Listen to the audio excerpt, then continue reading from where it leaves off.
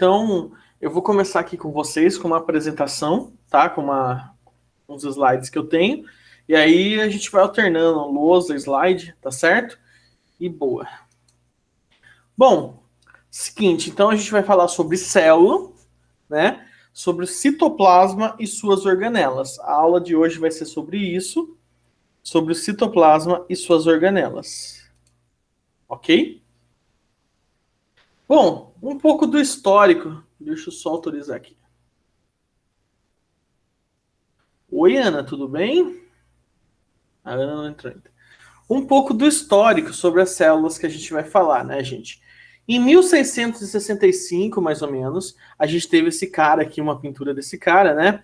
Robert Hooke, tá? Ele foi um cara que começou a analisar um conjunto de lentes, né? Esse conjunto de lentes, muitas pessoas usavam na época para... Tinha um mercador, né, que ele vendia tecidos. E esse mercador, ele empilhava um conjunto de lentes e tentava analisar se esses tecidos eram puros ou não. Aí veio esse outro cara, o Robert Hooke, e o que ele fez? Ele começou a ver outras coisas com esse conjunto de lentes empilhadas, né? E aí ele analisava várias coisas, e uma das coisas que ele viu foi a cortiça. Sabe, a rolha do vinho, aqueles quadros que a gente tem de pregar as coisas e tal? Aquilo lá é a cortiça, né? É a madeira morta, mas depois a gente vai falar mais disso depois, né? E quando ele colocou nesse conjunto de lentes, que ele chamou de microscópio, né? Ele viu essa imagem aqui, mais ou menos, tá? Era bem rústica na época. E aí, essa imagem, ele viu que tinha vários compartimentos, tá vendo? Ó? Vários quadradinhos, né?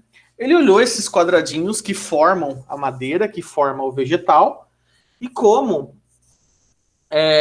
tinham muitos monges na época, e eles viviam nesses quadradinhos chamados de celas, né? Eram praticamente células, quadrados, que eles dormiam, viviam, né? Os quartos deles.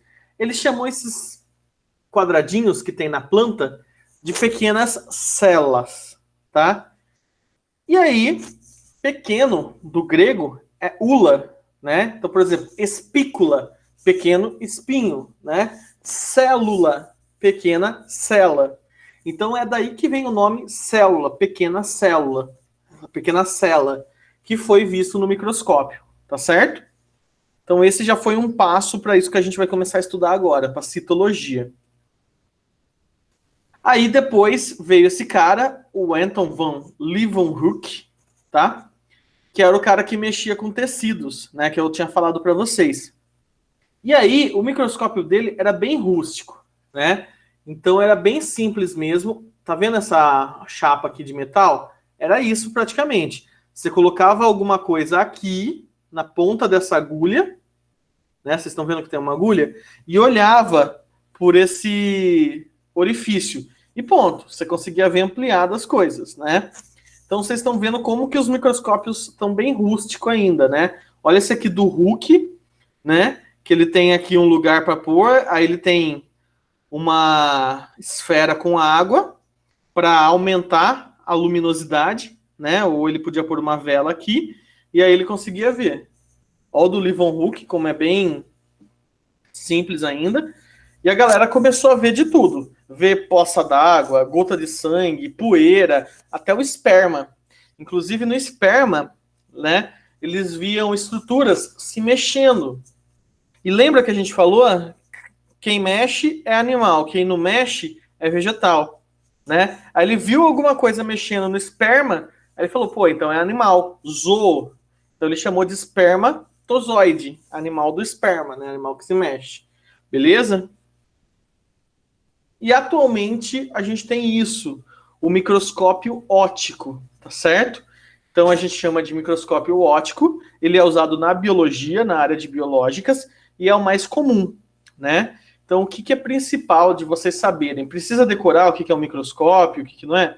Não, galera, é só importante vocês saberem o seguinte, que você tem uma lente, algumas lentes objetivas, que são elas que aumentam, né? Então pode aumentar até 100 vezes, o que você vai ver, né? E aí você tem um condensador. O que é esse condensador, né? É por onde ele vai pegar a luz e mandar para essa placa aqui de platina, né? Que é onde você põe a amostra. É onde você põe uma lâmina e você consegue olhar aqui pela ocular, né? Então, só para vocês saberem que esse é um microscópio óptico, que é o que a gente usa mais na área das biológicas hoje, tá certo? Tranquilos até aí, galera? Hein? De boas? Bom, vou continuando então. Beleza. Por que eu tô falando isso, gente? Porque é legal a gente ter uma noção do que o microscópio óptico consegue analisar, tá certo? Então aqui, ó, a gente tem um quadriculado mostrando mais ou menos o tamanho de algumas coisas, né? Então, por exemplo, isso aqui é um ribossomo, né? O ribossomo é da ordem de 25 nanômetros, né? Então vamos ver mais ou menos nessa escala. Aqui a gente tem 10 metros, 1 metro, 0,1 metro, né? Que é 10 centímetros, e vai diminuindo as coisas. O olho nu, a gente consegue enxergar até mais ou menos aqui, ó. Um pouco menos de 1 milímetro, tá? Com o microscópio óptico, a gente consegue enxergar mais ou menos aqui, ó. Menos de 1 micrômetro. O que é um micrômetro? É 10 a menos 6, certo? Até, né, um pouco mais de 1 milímetro. Então, o microscópio óptico trabalha isso mais ou menos. E por que eu estou falando isso, gente? Porque é isso que a gente consegue trabalhar, a citologia, a gente consegue trabalhar com o microscópio óptico, né? Então, a maioria das células animais, vegetais, né? Algumas bactérias a gente consegue ver com o microscópio óptico, algumas organelas, né? Muito poucas.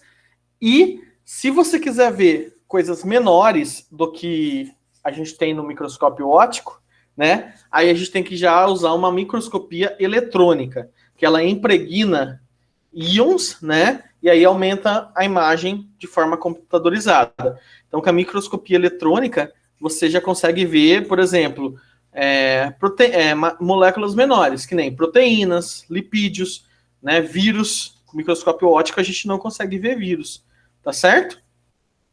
Enfim. Aí você tem uma outra microscopia ainda, que realmente, só que a gente nem chega perto de usar na biologia, que é uma que você consegue ver átomos, ligações entre átomos, né? Que é a microscopia de tunelamento que chama. Mas isso aí, para a biologia, a gente não precisa se preocupar. Tudo bem? Eu vou mandar esses slides depois para vocês, aí vocês dão uma olhada com mais carinho no tamanho das moléculas e tudo mais, certo? Então, enfim. Vamos falar a respeito da diversidade celular, né? A partir do quê? Dos vários tipos de células que a gente tem. Então, quando a gente fala de diversidade celular, olha o que a gente tem. Tem o celular que abre com flip, tem o celular Nokia, tá? Não, brincadeira, foi mal a piada infame. Mas enfim, tá aqui, ó. Diversidade celular. As células que compõem os seres vivos são de vários tipos, tá certo? Então você tem aqui, por exemplo, um neurônio, que é a célula nervosa, né? O espermatozoide, as hemácias, né? As células do intestino, tudo bem? Então você tem vários tipos de células, tá certo? E o que a gente vai tentar estudar aqui são células padrões, tá bom? Olha o protozoário que a gente falou na aula passada de biologia B, né? Ele é um organismo unicelular, tá certo? Olha o núcleo aqui, né? Os cílios, que é a estrutura locomotora dele, que ele é um ciliado, e o vacúolo pulsátil que ele tem ali para expelir a água, tá certo? Então as células, ela tem várias formas. E a gente vai começar a falar de um tipo de célula, que é a célula procariótica, né? Ou o organismo procarionte.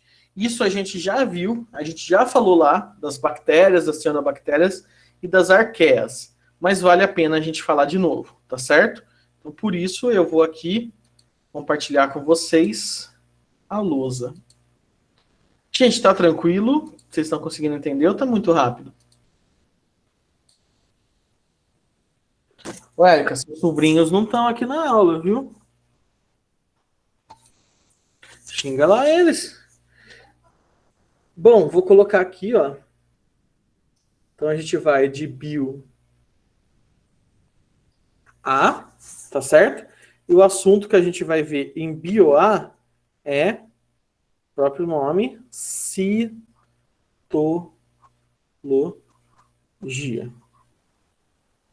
Tá certo? Bom, gente, é o seguinte, quando a gente fala então de citologia, a gente vai falar do estudo das células, né? Citologia. Cito, o que que significa cito mesmo?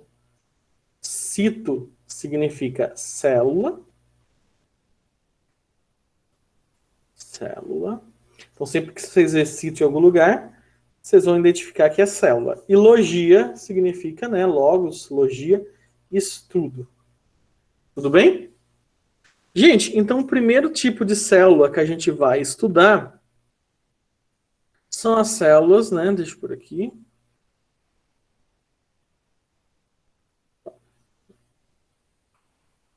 Procariontes.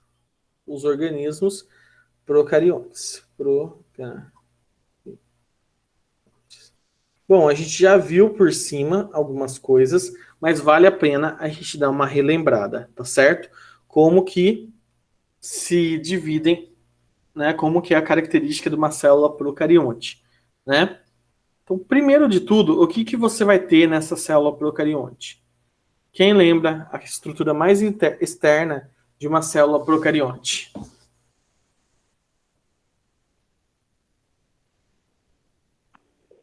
Tem DNA circular. Isso, tem, muito bom. Mas antes da gente chegar no DNA, qual que é a estrutura mais externa de uma célula procarionte? Não tem núcleo? Ela não tem núcleo, muito bom. Essa é uma característica dela. Mas antes da gente chegar nessa parte aqui do núcleo, né? Vamos lembrar qual que é a parte mais externa de uma célula procarionte? É a membrana plasmática? Um pouco mais. É a parede celular, né? Ah. Parede celular. Qual que é a função mesmo da parede celular? Proteção. Perfeito. Então a parede celular, ela vai estar envolvida com o quê? Né? Ela vai estar envolvida com a proteção da célula, proteção, né? E a forma. Então lembra que as bactérias assumem vários tipos de formas?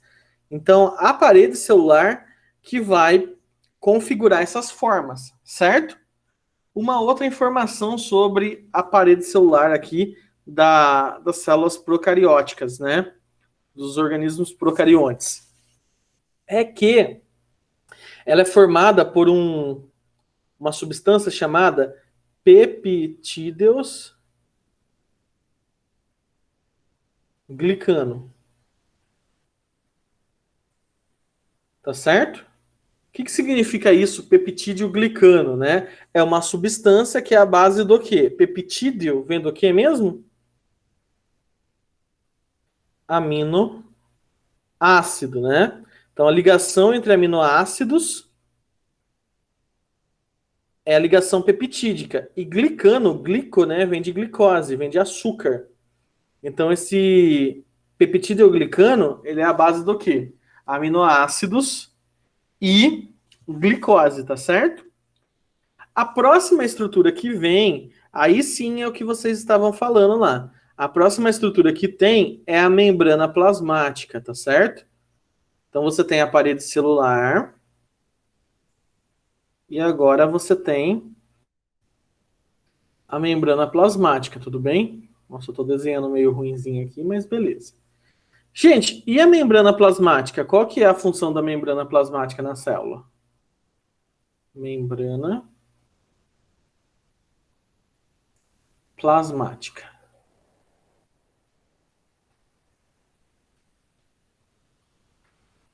A membrana plasmática, ela é tipo um porteiro de balada. Eu gosto de falar isso.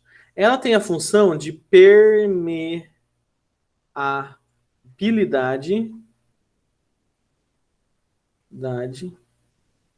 seletiva. O que significa isso, gente? Isso aqui é um termo bem biológico mesmo, bem técnico. O que vocês entendem por permeabilidade seletiva? E aí? O que vocês entendem por permeabilidade seletiva? O que é algo permeável? É que ela faz tipo uma seleção dos materiais. Perfeito. Ela vai, então, fazer o quê? Ela vai selecionar o que entra e o que sai da célula, né? Então, quem quiser até anota aí, ó. Controle de entrada e saída de substâncias. Quem vai cuidar disso é a membrana plasmática. A membrana plasmática que controla o que entra e o que sai da célula. Tudo bem? Beleza, galera. Bom, seguindo aqui, o que mais que a gente vai ter na célula, então? A gente vai ter, vocês já falaram para mim, né? O material genético, ele está disperso aqui no interior da célula, tá certo? Então, você tem aqui, ó, um material genético, né? É por aqui, ó. Material genético. Tá? Que inclusive, né, a gente chama essa estrutura que está aqui no meio, né, a gente não pode chamar de núcleo, porque uma célula eucarionte não chega a ter um núcleo. A gente fala que é um núcleo primitivo, essas coisas, mas está mais para um nucleoide, né? Então, a gente pode até chamar de nucleoide, né? Nucleoide. Oide é em forma de, né? Então, nucleoide é em forma de núcleo, tá certo? O que mais que tá faltando aqui pra gente pôr nessa célula aqui, gente?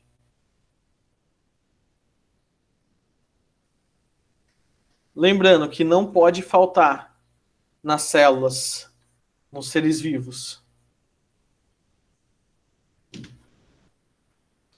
Tá faltando uma estrutura que é responsável pela síntese proteica, né?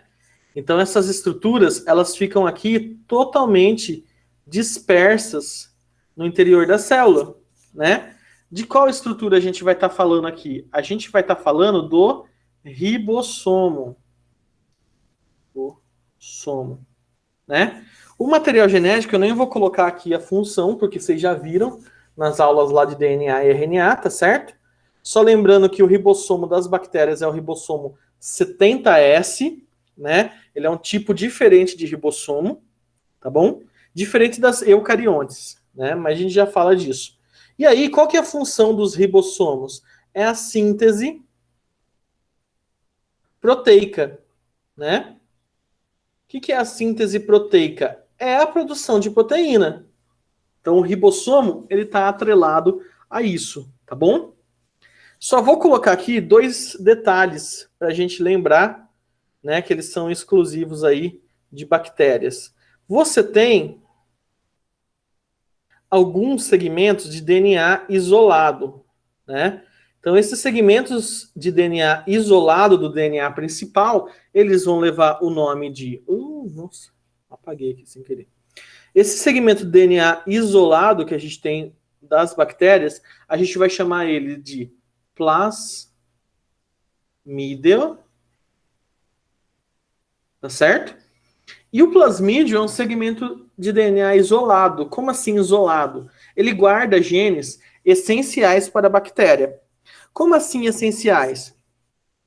Por exemplo, a bactéria está aqui, tem um gene que ela precisa, e ele fica isolado. Só que aí o que acontece? Esse gene, né, não é sempre que ela precisa desse gene. Por exemplo, é um gene de resistência a antibiótico. Aí o que você vai fazer? Você vai precisar sempre, você não, a bactéria vai precisar sempre desse gene? Não é sempre. Só que aí, às vezes, o que acaba acontecendo?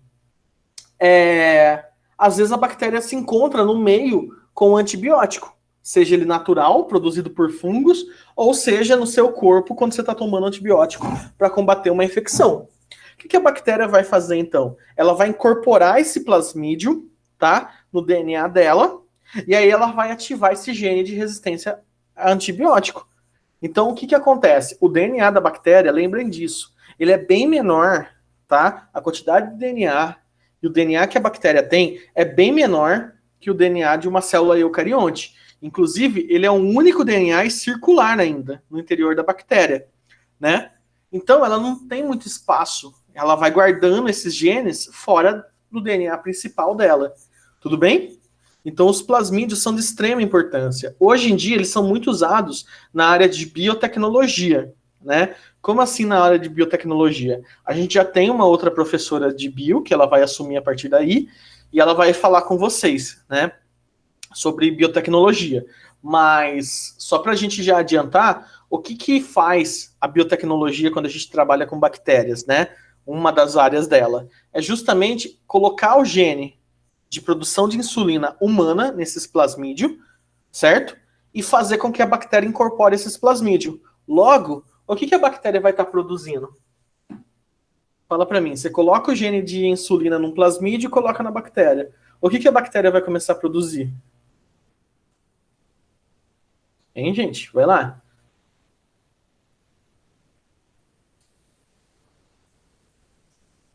Ninguém, galera. Ela vai começar a produzir insulina, certo? A partir do gene de insulina que vai ser colocado nela, tá bom? Porque antigamente a insulina era produzida como? Você extraía de boi ou de porco ou de cadáver, né? E aí era aplicado no ser humano, beleza? Às vezes, algumas bactérias apresentam algumas dobras aqui nessas membranas. Essas dobras que se apresentam nessas membranas, né, a gente vai chamar elas de mesossomo. E esse mesossomo, né, algumas bactérias têm, ele é responsável por conter enzimas respiratórias. Respiratórias, né? Então ajuda muito na respiração da bactéria. Certo? E por último, a última estrutura que eu ia trazer aqui para vocês, deixa eu até pegar aqui dessa cor, é o fluido no qual está imerso todas essas estruturas aqui das bactérias, tá bom? Então essas estruturas aqui estão imersas num fluido, tá? Coloidal, e a gente vai chamar isso de citoplasma. Beleza? Então tá aqui o nosso citoplasma. Cito vem de célula, plasma vem de fluido, tá? Então o citoplasma é o componente, é o preenchimento da célula, beleza? E vale a gente lembrar também que o que é o citoplasma? O citoplasma, de fato, é o conjunto de organelas, né? Organelas barra estruturas, né? Estruturas. Mais o próprio fluido, tá? Esse fluido, a gente vai chamar ele de hialoplasma. Plasma, tá certo? Então tá aí. A gente tem o citoplasma. O que é o citoplasma? É o conjunto de organelas mais hialoplasma, esse fluido aí. Só vale lembrar que o hialoplasma ele é um fluido coloidal. O que é um coloide? Talvez vocês vejam em química, né? Um coloide é um estado em que você tem tantas partículas que ele não pode ser considerado nem líquido nem sólido, né? Ele é algo de aspecto mais gelatinoso, né? Para falar a verdade, a própria gelatina é um coloide, tá? As nuvens são um coloide, então o citoplasma ele tem esse aspecto, ele não é nem líquido e nem sólido, tudo bem? Sim ou não? Vai, gente, de boa, tá muito rápido, falem para mim, por favor. Vai, gente. De boa, beleza, sucesso. Então, continuemos, né? Duas coisas que eu vou deixar para vocês pesquisarem em casa, certo? Esse termo aqui, ó. Citossol, ou citosol, né?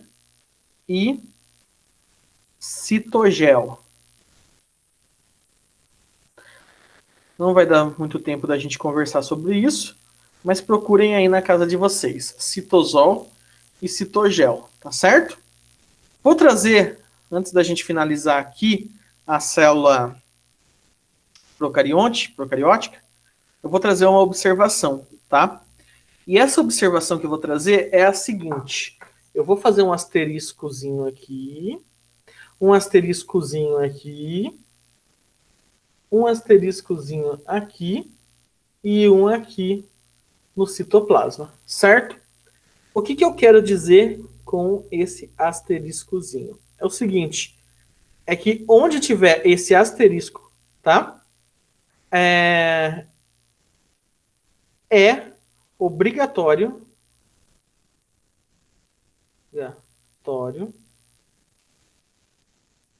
em toda célula.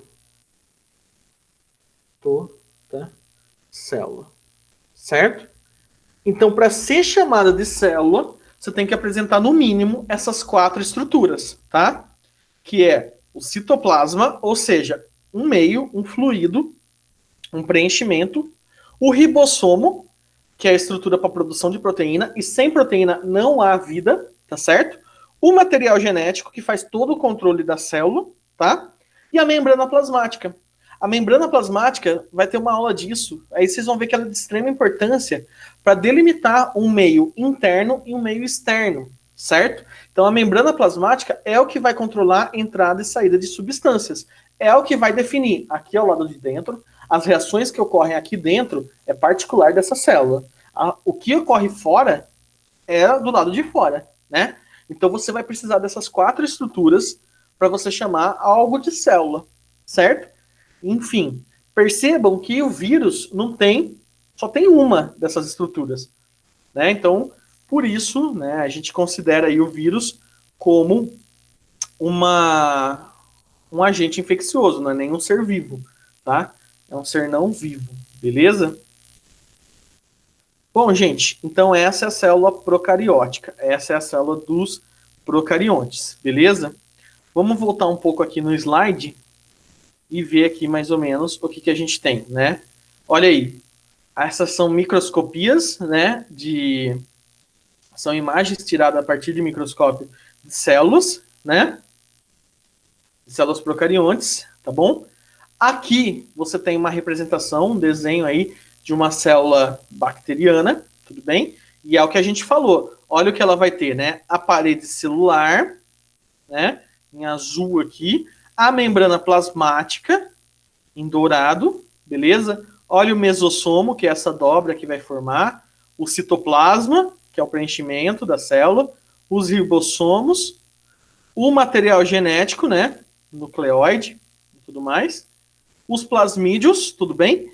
Algumas bactérias, elas apresentam uma cápsula em volta, tá? Que é uma proteção a mais, uma cápsula gelatinosa, e algumas projetam até algumas estruturas locomotoras, que nem fímbrias e um flagelo, tá? Mas cuidado, esse flagelo a gente vai falar daqui a pouco, né? Ele não tem a ver com flagelo eucarionte. Isso é uma projeção de uma proteína que as bactérias têm, beleza? E não são todas que têm também. A grosso modo, se vocês lembrarem disso aqui de célula procarionte, já está ótimo. Não precisa lembrar de cápsula, de flagelo, de fímbria. Lembrando dessas estruturas aqui da célula procarionte, já está ótimo. Beleza? E aí depois aqui nos slides tem para vocês verem aqui para vocês lerem melhor sobre as estruturas aqui das bactérias, tá bom? E a gente já falou também disso. Vamos agora para as células eucarióticas, né? Ou os organismos eucariontes. Eu, então, significa verdadeiro, certo? Significa completo, né? E cário significa núcleo, tudo bem? E aí, olha aí as características que a gente já tem de uma célula eucarionte, né? Ela vai ter a presença de um envoltório ou uma membrana nuclear. Então, olha aqui a célula, né? Olha a membrana plasmática dela. Isso aqui também é uma microscopia óptica, né? Então, olha aqui a membrana dela. E olha o núcleo. Olha só, ela vai ter uma membrana aqui em volta que vai delimitar o núcleo, tudo bem? Então, tá aqui. Ah, desculpa, perdão. Opa, deixa eu voltar aqui. Perdão, esse é o núcleo da célula. Olha só, a membrana plasmática a gente não está vendo aqui. Por quê? As organelas estão tudo aqui espalhadas. Ó. Esse aqui é o núcleo da célula e esse aglomerado que tem aqui é o material genético. É a cromatina, é o DNA dela que vai estar aqui. Tudo bem? Então olha aqui, ó, desculpa, gente. Esse é o núcleo, tudo bem? E aqui é o material genético e aqui é o citoplasma. Tudo isso é o citoplasma da célula, certo? Olha as organelas aqui que ela tem, né? Olha aqui o preenchimento e esse aqui é o núcleo, tá? Foi mal a confusão aí. Confundiram? Conseguiram entender? Foi de boa? Foi de boa? Tudo certo? Vou continuar então. Opa. Calma aí. Voltando aqui rapidinho. Olha outra característica, então, da célula eucariótica, né? O que é importante vocês lembrarem também da célula eucariótica. Gente, presença de organelas membranosas, tá? Então, agora a gente vai começar a ter organelas, a gente vai começar a ter estruturas na célula eucariótica, que essas estruturas têm membranas, tá? Então, é importante vocês saberem disso. Tem membranas em volta dessas estruturas, tá? E por que eu estou falando isso? Porque é de extrema importância. Pensa comigo, o que vocês acham? Agora eu quero que vocês comentem. Vai, gente, por favor, vocês estão muito quietinhos. Eu quero que vocês comentem para mim, né? Para que vocês acham que servem essas membranas em volta das organelas? Lembrando que organelas são como se fossem estruturas isoladas, né? Cada uma fazendo sua função. E cada uma dessas estruturas isoladas, elas têm uma membrana em volta. Por que vocês acham, né? E qual a vantagem de ter uma membrana em volta dessas células?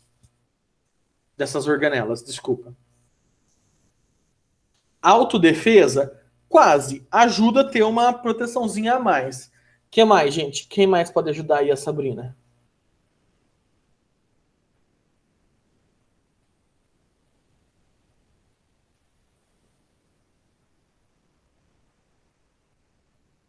Hein?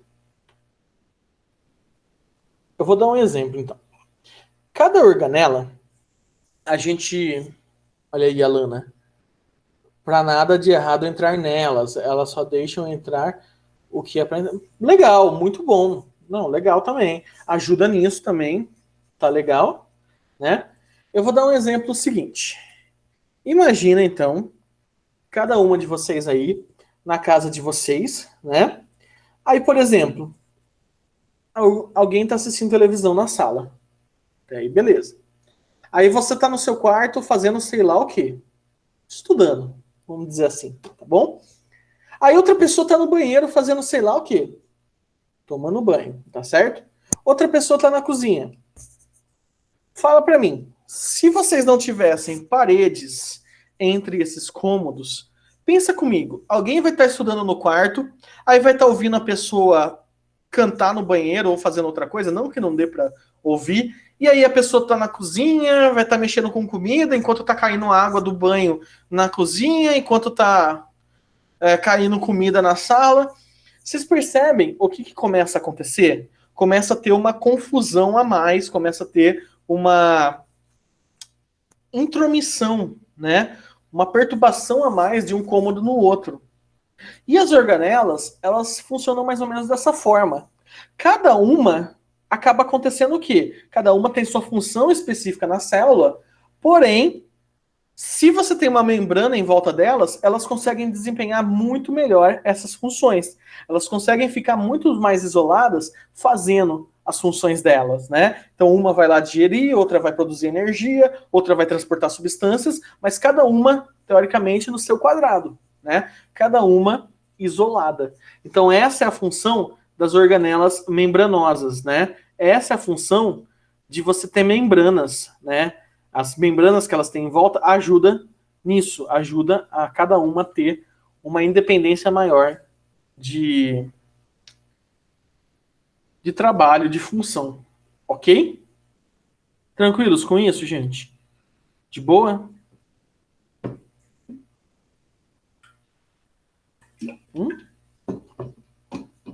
Posso continuar? Beleza.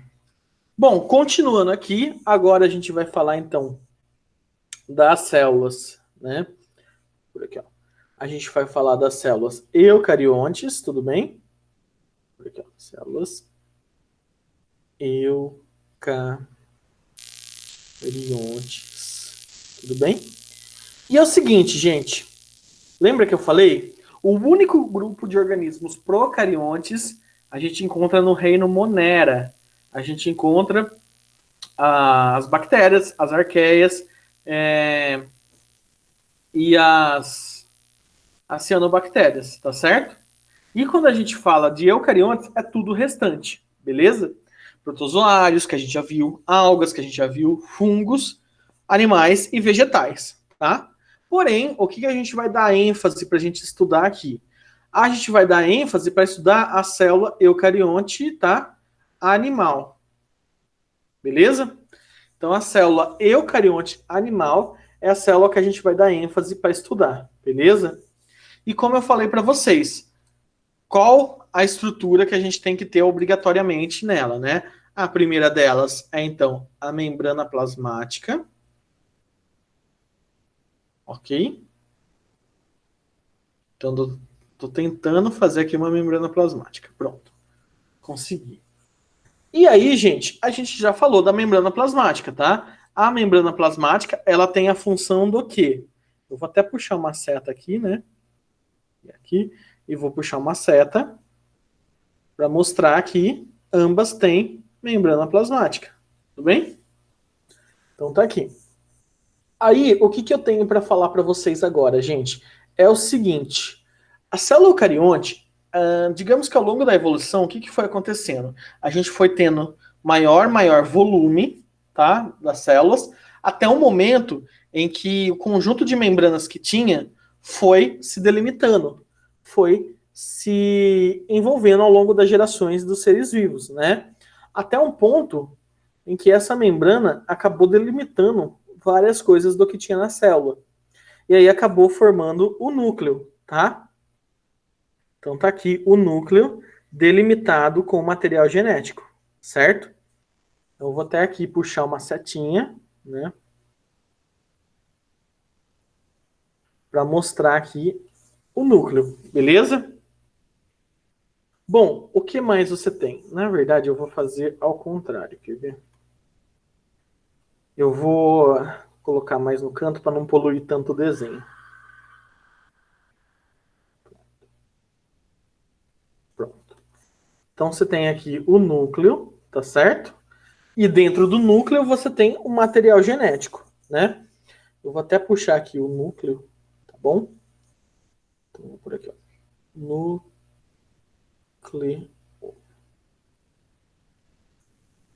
Que vai definir célula eucarionte. Presença de núcleo, membrana no envoltório nuclear.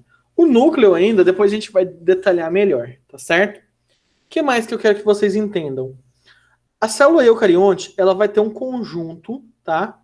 Um conjunto de dobras de membranas, né? Internas. E esse conjunto de dobras de membrana interna é como se fosse uma rede no interior da célula, tá certo? O que uma rede faz, gente? Fala para mim, o que uma rede faz? Vai, enquanto eu vou desenhando aqui alguns ribossomos, eu vou esperando vocês falar para mim o que uma rede faz. Alguém abre o microfone aí e fala, por favor, que eu não vou conseguir mudar de tela agora. Hein, galera? Ninguém vai falar o que uma rede faz? Uma rede social, o que a rede social faz?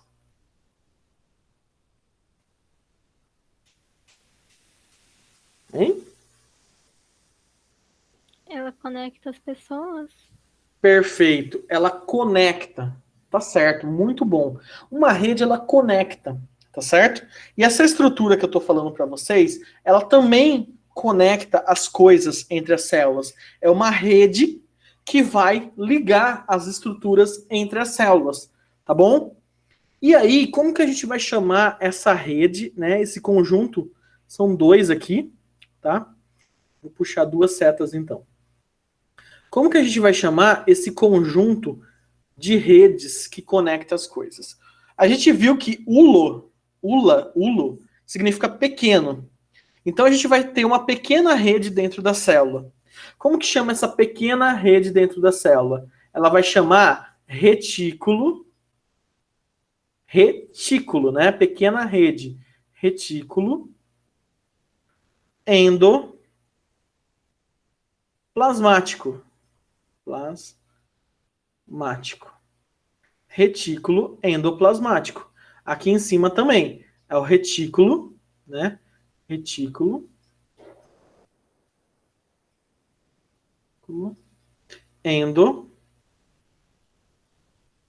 endoplasmático, tá certo? O que vai mudar de um para o outro? Primeiramente, vamos olhar o desenho e o que vocês estão vendo de diferente em um e o do outro, de cima e o de baixo? O que vocês estão vendo de diferente?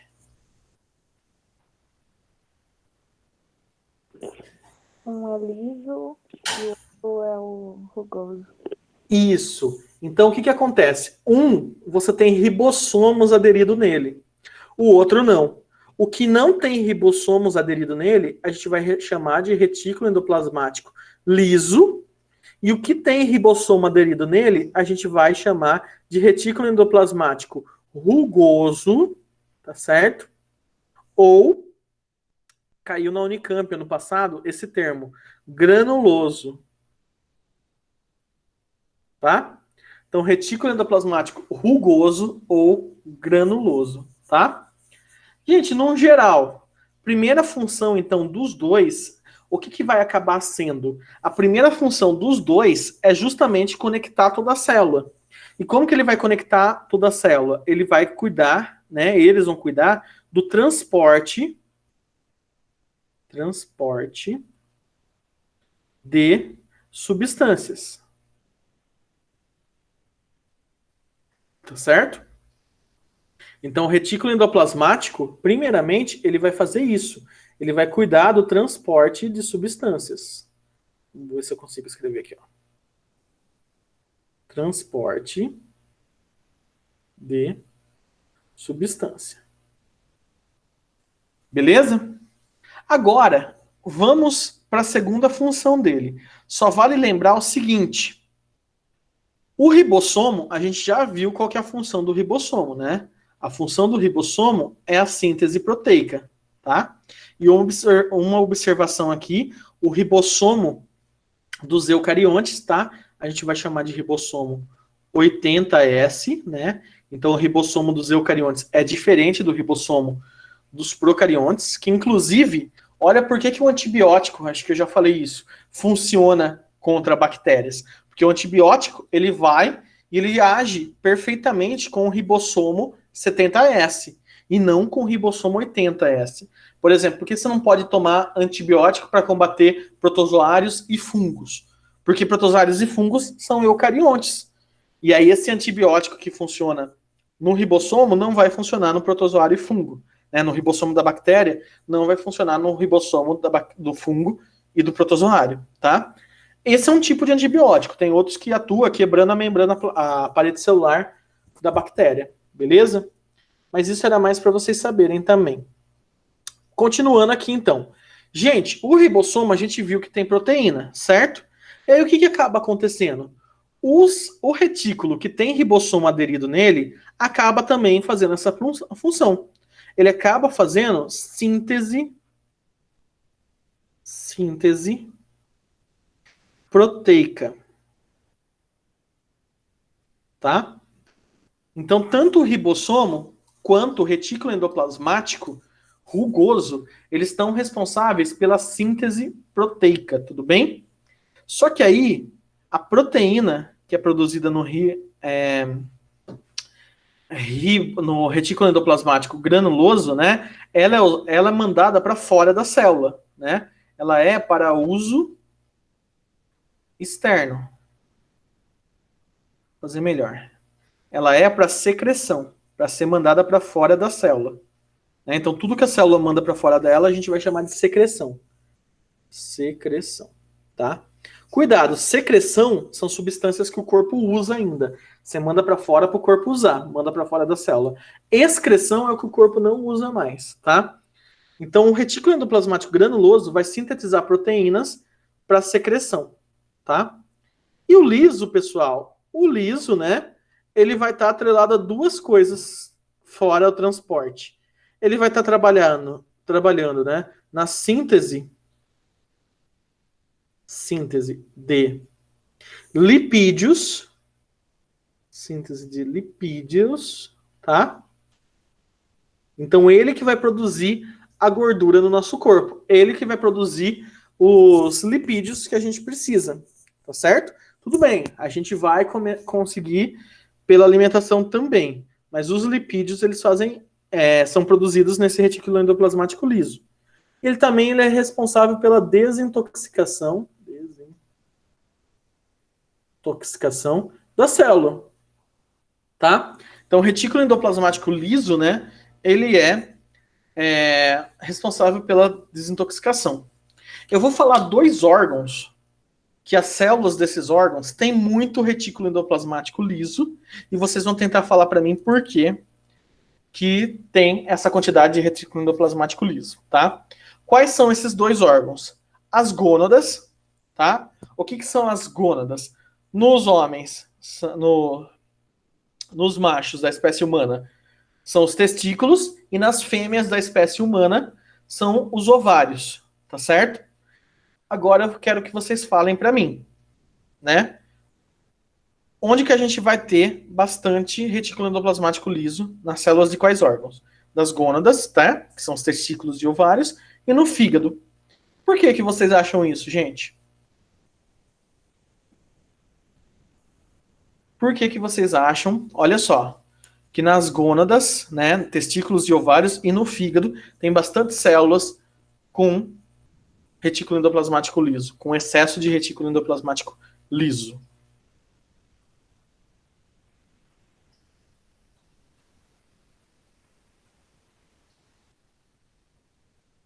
Hein?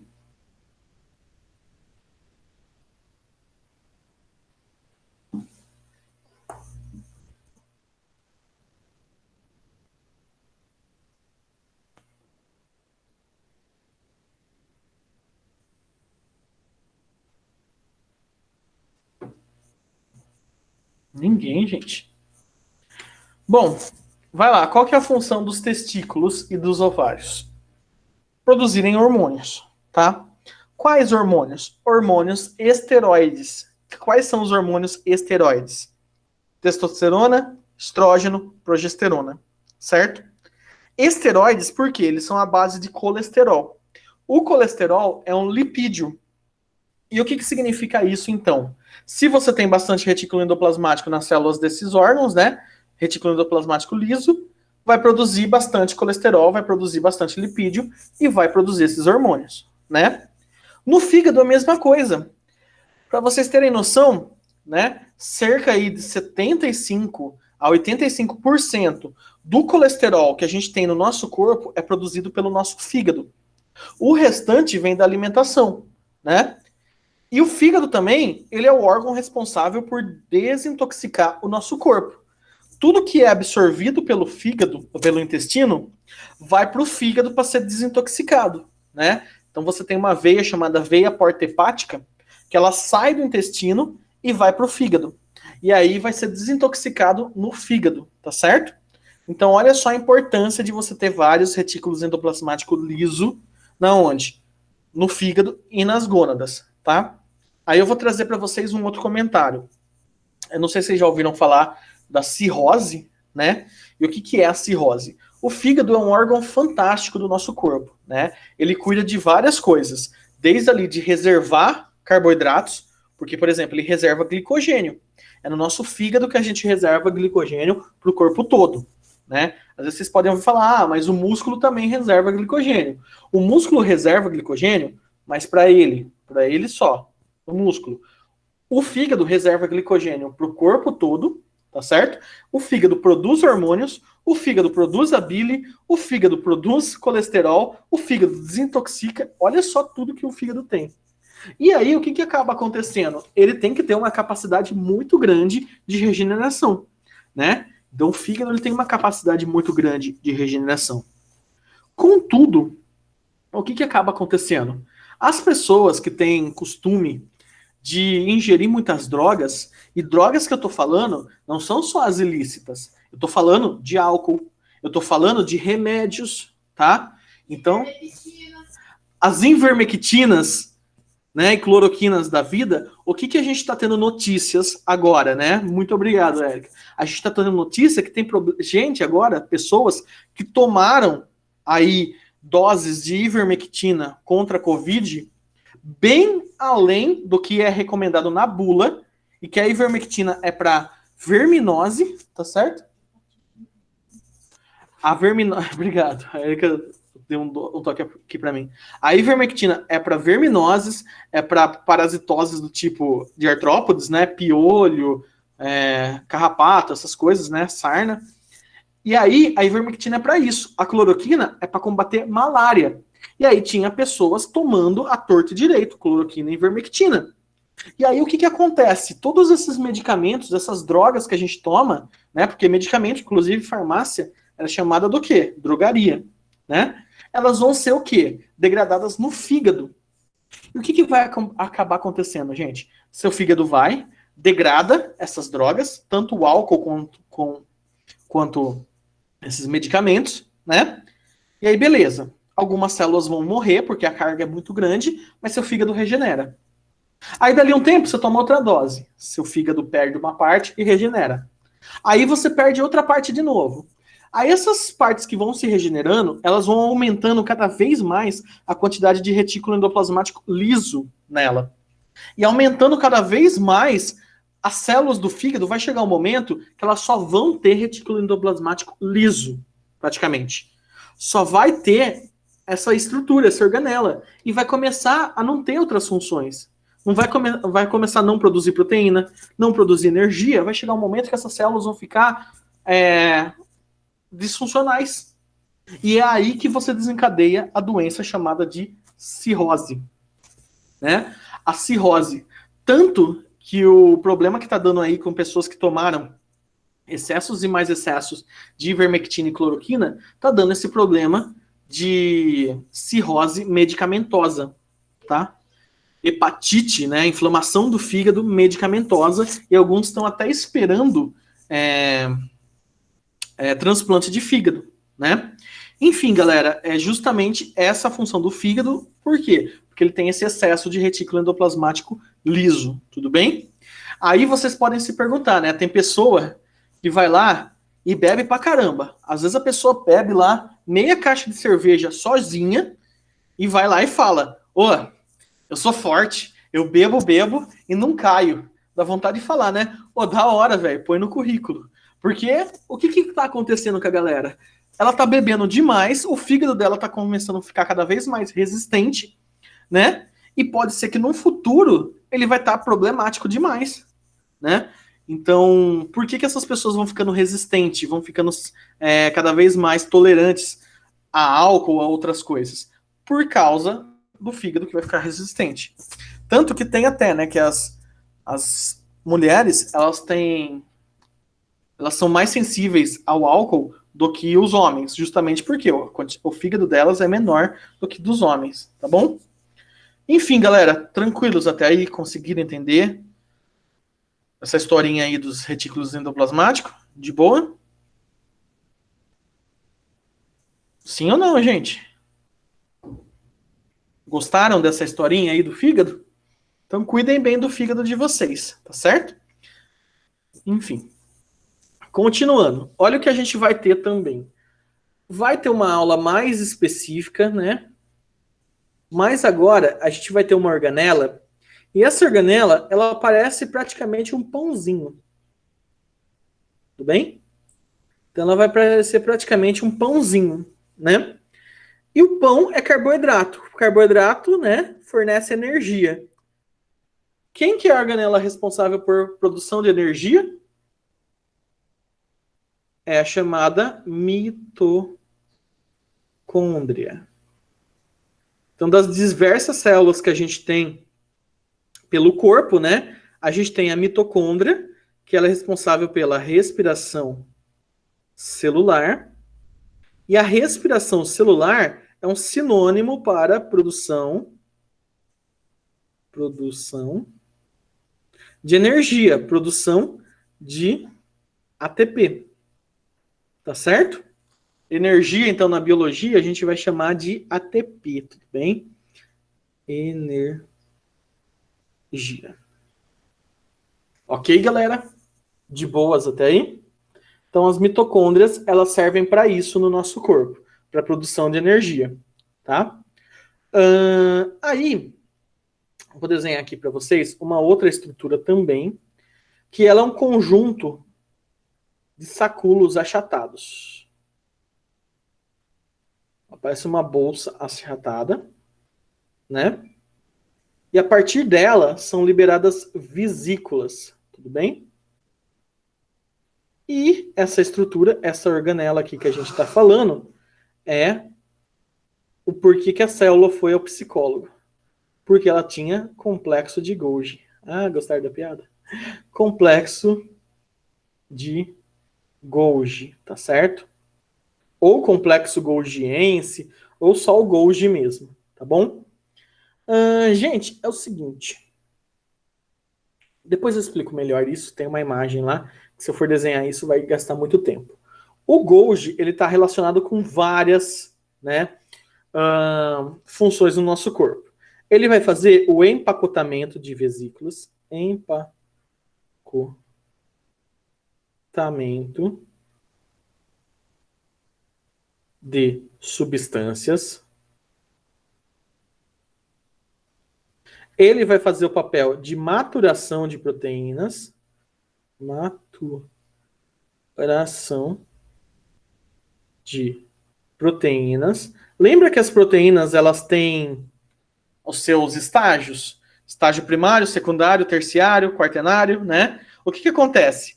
A proteína, né? Vou fazer aqui mesmo. Ela tem um molde da informação aqui no DNA, certo? Esse molde, né, o RNA mensageiro, ele vem aqui para o retículo endoplasmático rugoso, tá? Aí depois essa proteína é mandada para o Golgi para ser maturada, e depois que ela é maturada, né, que ela altera a sua forma, ela vai ser empacotada e vai ser liberada em vesículas, tá? Então olha o empacotamento de substâncias aí acontecendo. Ela é empacotada e liberada em vesículas. E por último, depois que essas vesículas são feitas, ela vai fazer o quê? Ela vai ser mandada para fora. Então vai estar envolvendo também o papel de secreção celular. Tá certo? Olha aí, ela vai ser mandada para fora. Então olha aqui a proteína, né? Ela foi produzida aqui, olha aqui. Ela foi maturada aqui, empacotada aqui, e agora ela vai ser mandada para fora aqui, ó.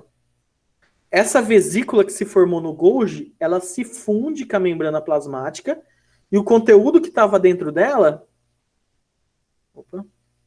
o conteúdo que estava dentro dela é mandado para fora da célula. Olha ela se fundindo, né? Então esse aqui é o quarto passo, e esse aqui é o quinto passo. Olha aqui a proteína sendo mandada para fora da célula, tá bom? O Golgi, ele está relacionado com tudo isso, tá certo?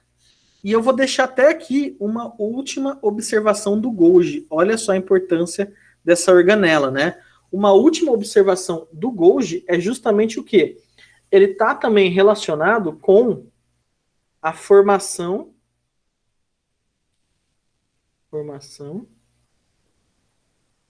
de polissacarídeos. O que é polissacarídeo?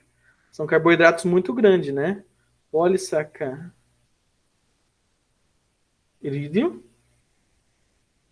e parede celular nos vegetais. Nossa, gente, eu estou escrevendo tudo torto, mas vocês estão conseguindo ler? Tá de boa para vocês ler? Sim ou não? Por que vocês ficam muito tímidos na minha aula? Ninguém fala nada. Beleza. Bom, vamos terminar aqui a parte de eucarionte animal, certo? Faltam algumas estruturinhas também. Quais são essas estruturinhas que faltam? Algumas vesículas, elas são secretadas para fora da célula. Outras vesículas, elas ficam dentro da célula, tá? Outras vesículas, elas ficam aqui no interior da célula, tudo bem? E elas vão estar aqui com enzimas dentro dela, com proteínas que vieram do retículo endoplasmático granuloso, que foram maturadas pelo complexo de Golgi e que agora ficam dentro da célula. Essas enzimas, tá? Elas ficam dentro de uma vesícula e essa vesícula com enzimas, elas são chamadas de lisossomos, né? Então é quando a gente não tem dinheiro, né? Lisossomos. Ah, entenderam? Mas enfim, o que acontece aqui? Os lisossomos, eles têm enzimas dentro deles.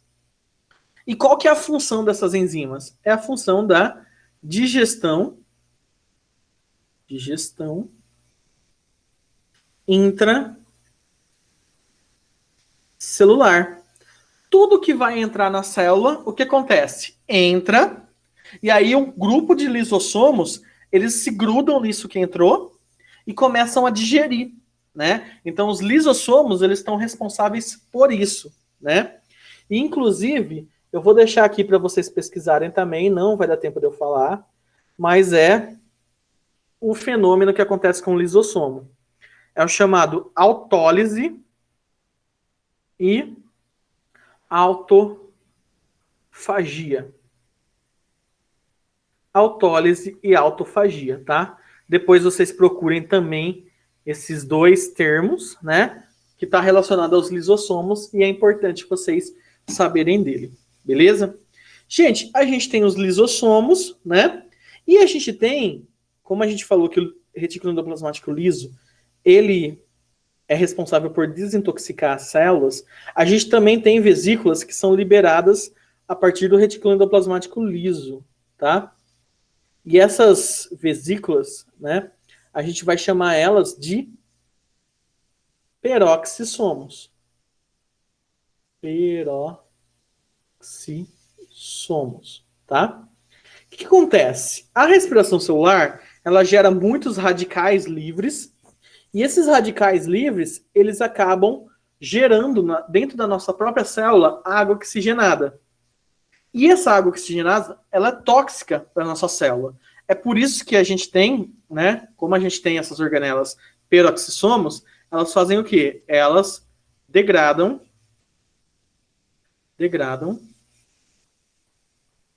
a água oxigenada, chamada também de H2O2, ou peróxido de hidrogênio, né? Por isso que são chamados peroxissomos. Tá bom? Gente, tranquilos até aí? De boas? Para a gente finalizar aqui, a gente vai ter, né, o citoplasma que a gente falou. Então, olha aqui o citoplasma. O fluido, né, onde estão imersos as substâncias. Tá aqui. O citoplasma, beleza? E a gente vai ter agora uma estrutura que está ligada à própria sustentação da célula, certo? E eu vou desenhar, deixa eu ver que cor, vou desenhar de roxo mesmo. Vou começar com essa aqui, ó. Essa estrutura, ela fica bem próxima do núcleo, né? E a gente vai chamar ela de centríolo. Centríolo, tá certo? E o centríolo, gente, ele está relacionado com vários tipos de funções, né? Não dá para a gente aprofundar muito, mas o principal que vocês precisam saber. Criação de fibras. Criação de fibras. Tá? Essas fibras, elas vão auxiliar na divisão celular. Divisão celular. Certo? Ele está relacionado também com a criação de flagelos. Flagelos, né? Como assim flagelos? Sabe aquela estrutura dos protozoários que a gente viu? É criada por centríolo. Sabe os cílios que a gente viu dos protozoários? Ela também é criada por centríolos, né? No caso, os espermatozoides têm flagelo que veio dos centríolos, né? A gente tem células do nosso corpo que também tem cílios. Cuidado, não é o cílio do nosso olho. Esse cílio que a gente tem no olho, ele é pelo, certo? Ele é pelo, assim como o cabelo, né? E tudo mais. Os cílios que a gente está falando aqui, que são criados pelos centríolos, né? Eles são unicelulares. Eles são estruturas presentes nas células, projeção das células. Onde que a gente tem? Na traqueia, para mandar para fora partículas que entram nela, então ela é toda ciliada, a nossa traqueia, certo? E nas tubas uterinas das fêmeas, a gente tem também cílios. E esses cílios, eles empurram o óvulo, o ovócito, em direção ao útero, tá? Para que ocorra a fecundação, para que o embrião se fixe no útero. Então, nas tubas uterinas, a gente tem esses cílios também, que é criada pelos centríolos, tudo bem? Rapidinho. A gente também tem outras estruturas aqui nas células, né? Que servem para a própria sustentação da célula, né? E o que a gente tem aqui? A gente tem o citoesqueleto. Citoesqueleto.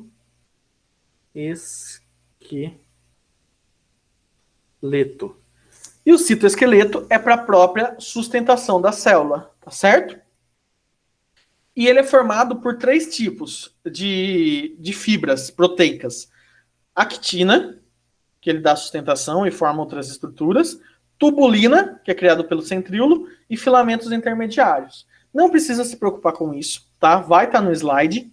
Mas é importante vocês saberem que o citoesqueleto dá sustentação para a célula. Tudo bem, gente? Tranquilos com a célula eucarionte? De boa? Sim ou não? Ok. Tá muita coisa, tá muito corrido, tá viajando muito, ou vocês estão conseguindo entender, estão conseguindo acompanhar? Perderam alguma coisa? Por favor, podem falar. Tá tranquilo mesmo? Beleza. Vocês aguentam, gente, 15 minutos a mais? Vocês aguentam a gente terminar 12:30 ou fica muito tarde para vocês? Desculpa, eu vou prolongando as aulas. Pode ser? Beleza. Então tá bom. É um pouquinho muito conteúdo, tá bom. Gente, vou continuar aqui para vocês a falar das células, né, que a gente já viu. Então tá aqui as estruturas dela, né? Retículo, membrana, né, mitocôndria, tudo isso a gente já falou, beleza? Aqui tem mais detalhes de cada das estruturas, né, para vocês lerem depois. Os ribossomos, que a gente falou também. Oi, pode falar. Desculpa interromper, mas fizeram uma pergunta no chat aí. Boa, Ana. Sim, a gente já vai falar dos cloroplastos, tá? Ele é nas células vegetais e nas algas, nas células das algas, tá certo? Obrigado. Não, pode interromper, gente. Quando alguém perguntar alguma coisa, pode responder.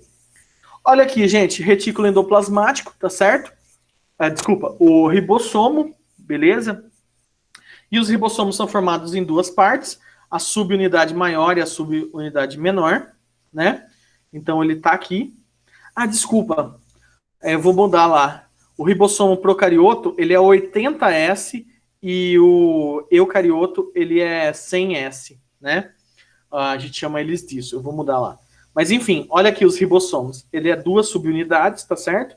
Ele está relacionado com a síntese proteica.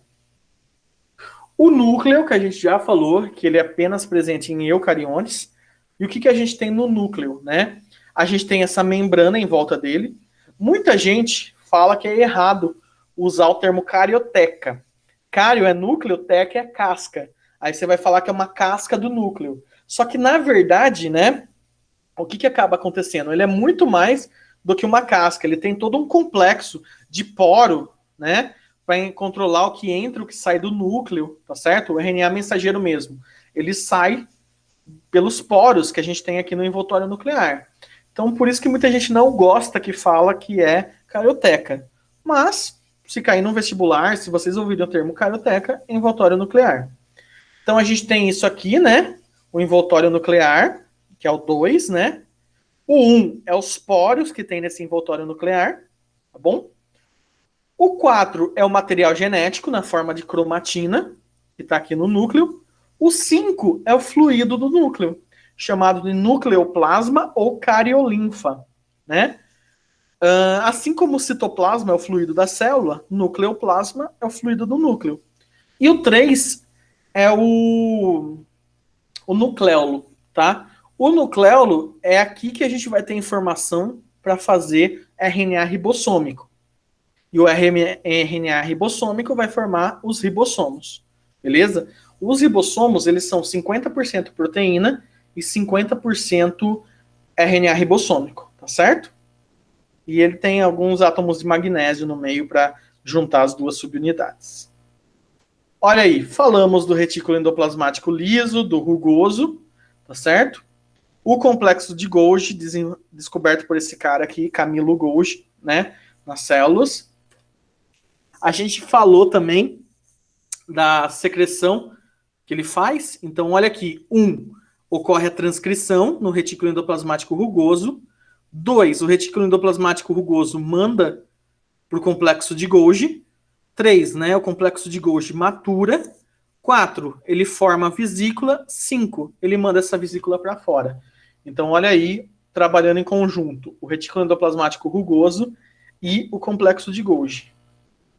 O lisossomo, né? Lise é quebra, somo é corpo. Então ele vai fazer essa quebra, essa digestão intracelular. A gente já falou disso também, né? Olha o que é importante isso aqui, gente. O espermatozoide, né? Ele é uma estrutura dividida em 3 partes: cabeça, pescoço e o flagelo, né? O que a gente vai encontrar no espermatozoide? Você tem o núcleo grande desenvolvido. Você tem o pescoço, que tem várias mitocôndrias. Por que dessa mitocôndria?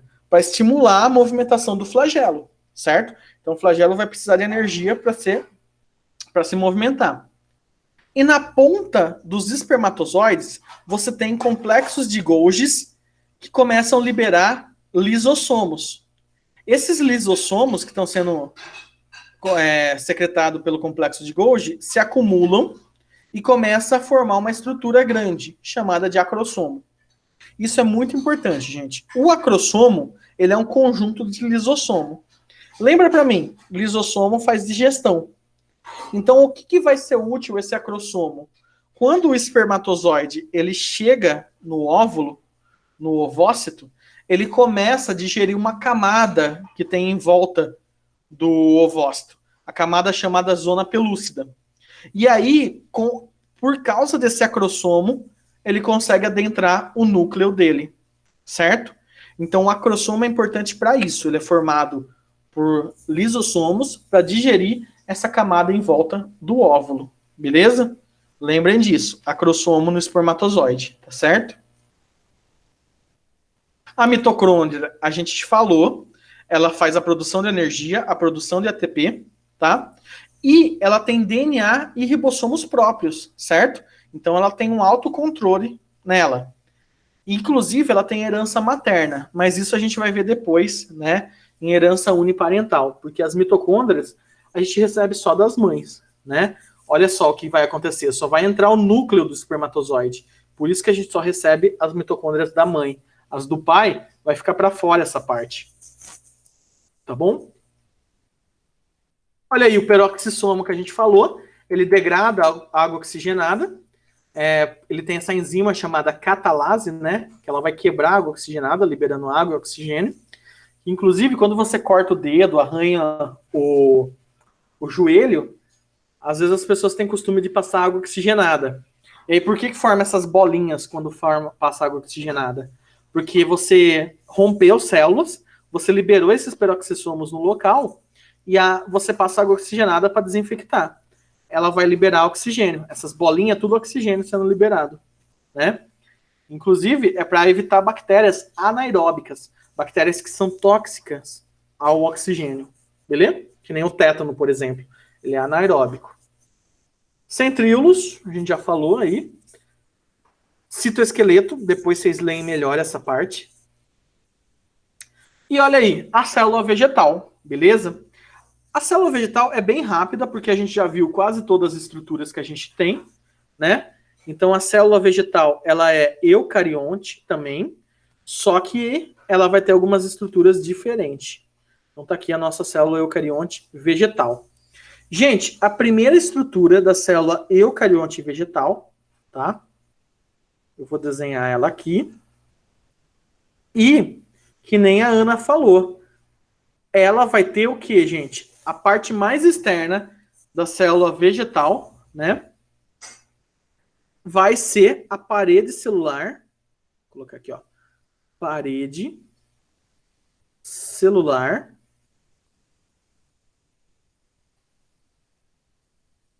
E isso é muito importante vocês lembrarem. De celulose, tá? Então destaca isso aqui, ó. Parede celular de celulose. Nos vegetais, a parede celular é de celulose, certo? A celulose, vale a gente lembrar, ela é um polissacarídeo e ela não é digerida pelos animais. Tudo bem? A Ana falou que se é nas vegetais. Ou não, a Ana falou do cloroplasto. Mas, vamos já emendar. A célula vegetal, ela tem parede celular de celulose e tem cloroplasto. Assim como as algas, tá? As algas também têm parede celular de celulose.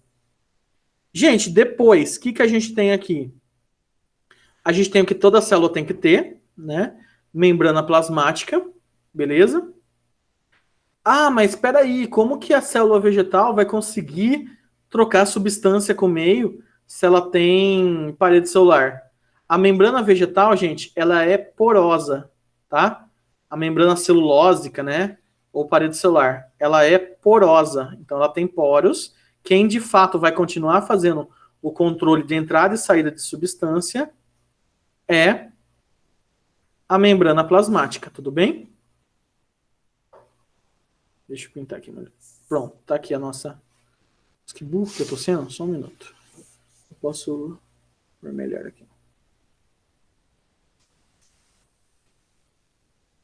Beleza? Então tá aqui.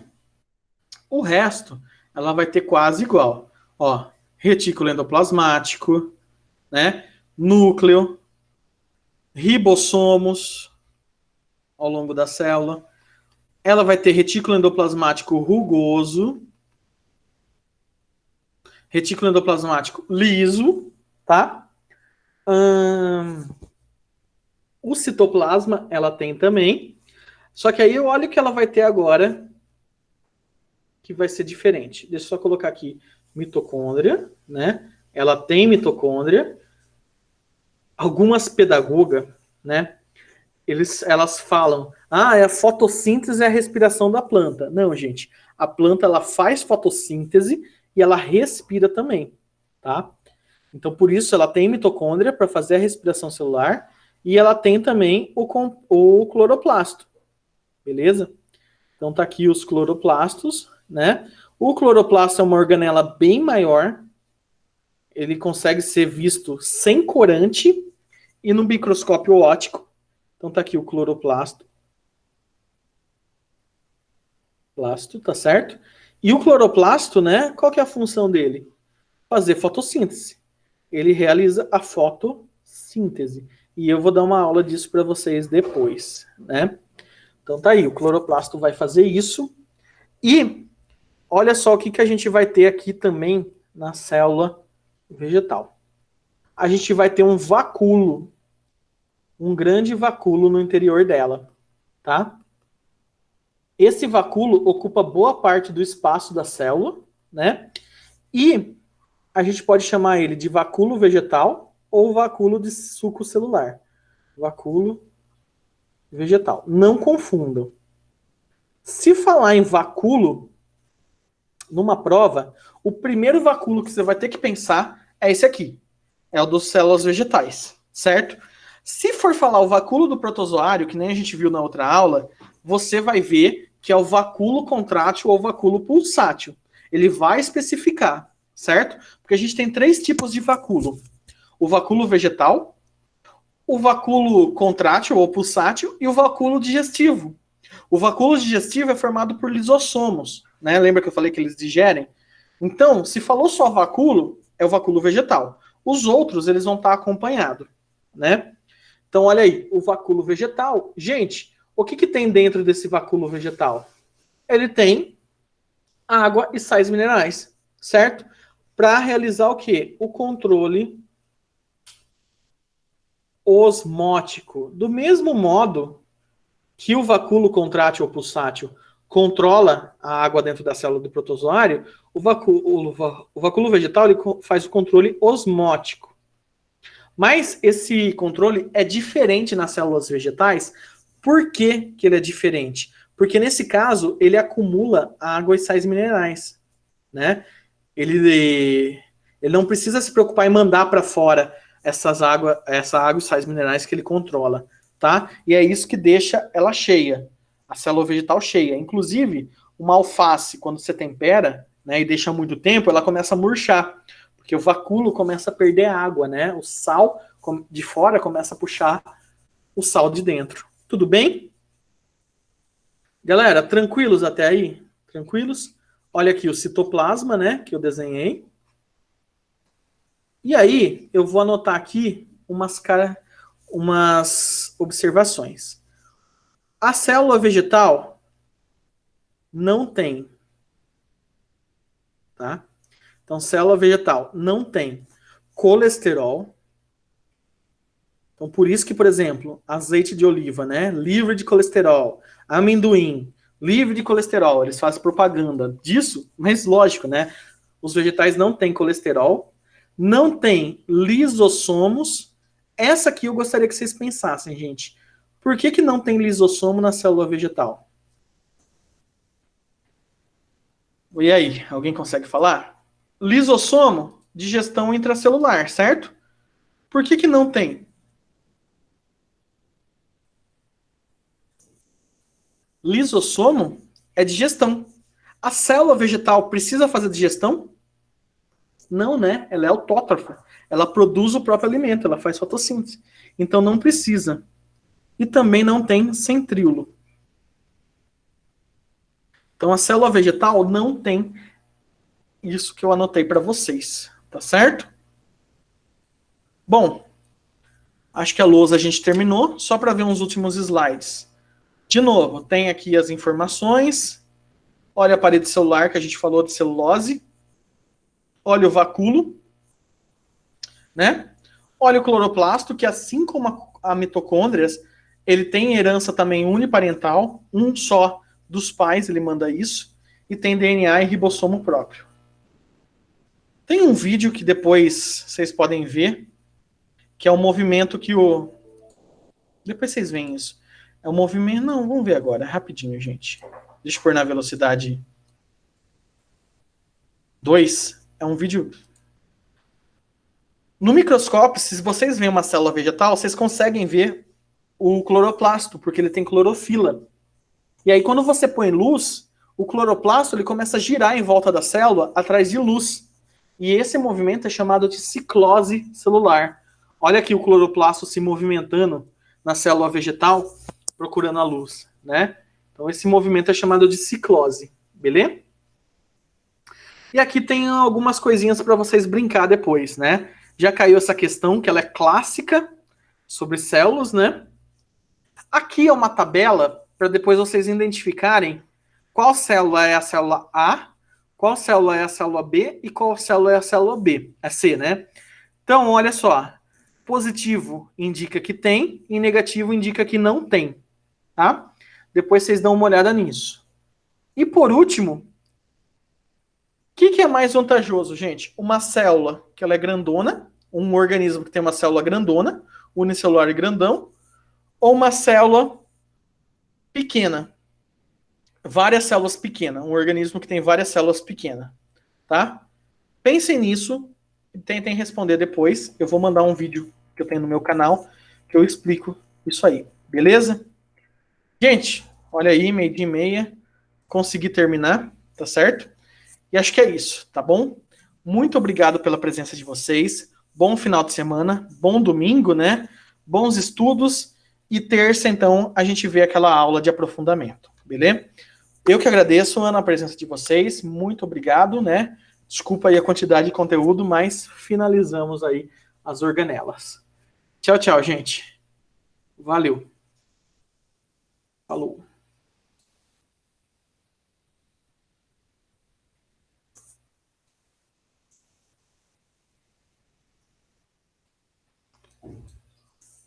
Deixa eu encerrar. Interromper.